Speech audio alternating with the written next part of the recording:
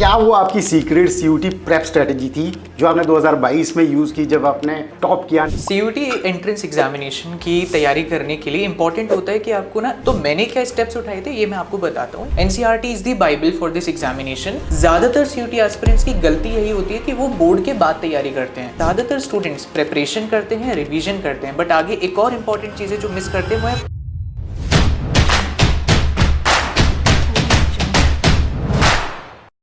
To get free career counseling, check the link in description box and pin the comment below. तो कुशांक, सबसे पहला question मेरा आपसे है कि क्या वो आपकी सीक्रेट सीयूटी प्रेप स्ट्रेटेजी थी जो आपने 2022 में यूज की जब आपने टॉप किया, 99 परसेंटाइल लाए, ताकि जो सीयूटी एस्पिरेंट्स हैं 2026 के लिए वो भी अगर हाई परसेंटाइल स्कोर करना चाहते हैं तो वो भी कर पाएं। तो क्या वो step by step road map रहेगा? प्लीज आप इसे बताएंगे। बिल्कुल। देखिए, सीयूटी एंट्रेंस एग्जामिनेशन की तैयारी करने के लिए इंपॉर्टेंट होता है कि आपको ना एमसीक्यू ओरिएंटेड स्टडी करनी चाहिए। मेरे समय में पहली बार सीयूटी एग्जामिनेशन आया था एंड फॉर्चुनेटली मैं बोलूँगा कि सीयूटी एग्जामिनेशन एक आसान एग्जामिनेशन है। बस इंपॉर्टेंट ये है कि आपको इन डेप्थ स्टडी करनी पड़ेगी।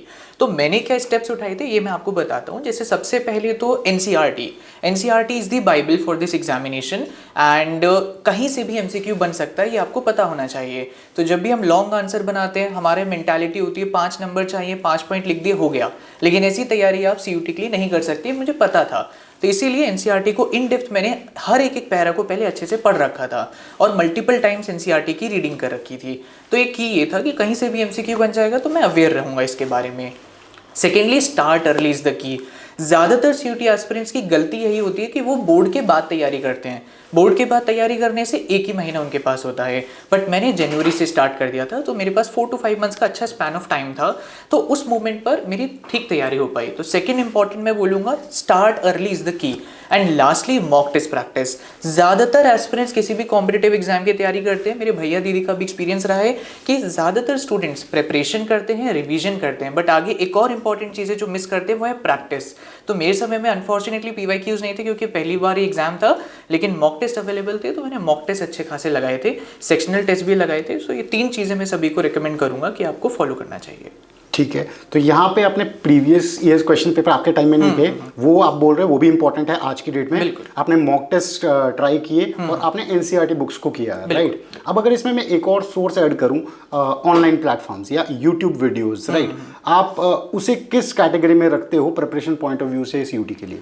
देखिए, मैं इसको इस पॉइंट ऑफ व्यू से देखता हूँ कि अगर आपको कोई भी कॉम्प्लेक्स चीज़ लग रही है, एनसीईआरटी आप पढ़ रहे हो और एक पैरा आपको नहीं समझ आ रहा, कोई कॉन्सेप्ट नहीं समझ आ रहा, तो उस मोमेंट पर आपको YouTube as a supplement use करना चाहिए। आपका primary source should be your book. ज़्यादातर बच्चे गलतियाँ क्या कर रहे हैं, बुक छोड़ चुके हैं और सिर्फ वन शॉट हर चैप्टर का दिखे जा रहे हैं। 1 घंटे में कितनी चीज़ें कवर हो पाएंगी? टीचर जल्दी जल्दी खत्म करने के चक्कर में कई इंपॉर्टेंट चीज़ों को मिस कर देते हैं जहाँ से एमसीक्यू बन सकते हैं।